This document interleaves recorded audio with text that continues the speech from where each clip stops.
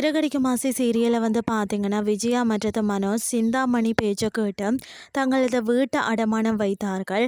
அதற்காக மனோஜ் அண்ணாமலை கையெழுத்தை திருட்டுத்தனமாக போட்டு கொடுத்தார். அந்த உண்மை இப்போது வெளிவந்துட்டா. அதாவது விஜயா மனோஜ் இருவரும் சேர்ந்து தான் போய் கையெழுத்து போட்டு வீட்டை அடமானம் வைத்த விஷயம் தெரிய வர அண்ணாமலை மனோஜை வெளுத்து வாங்குகிறார். கடன் கொடுத்தவர் இப்போதே எனக்கு பணம் வேண்டும், இப்போதே என் பணத்தை எடுத்து வையுங்கள் என கூற அண்ணாமலை எனக்கே தெரியாமல் இப்படி செய்திருக்கிறார்கள் அப்படின்னு சொல்லி புலம்புகிறார். அந்த நேரத்தில் தான் சிந்தாமணியும் இவர்கள் இப்படியெல்லாம் செய்வார்களா என எனக்கும் அதிர்ச்சியாக உள்ளதுன்னு சொல்கிறார். கடன் கொடுத்தவர் இப்போதே என் பணம் வேண்டும் என கேட்க முத்து மீனா அண்ணாமலைக்காக வந்து கெஞ்சுகிறார்கள். பிறகு வந்து முத்து 1 வருடம் நேரம் கொடுங்கள் என கேட்க அவரோ 30 நாட்களில் எனக்கு என் பணம் வேண்டுமென்று சொல்கிறார். அடுத்த முத்து எனக்கு 3 மாதம் நேரம் கொடு என்று கேட்க அவர் ஒப்புக்கொள்கிறார்.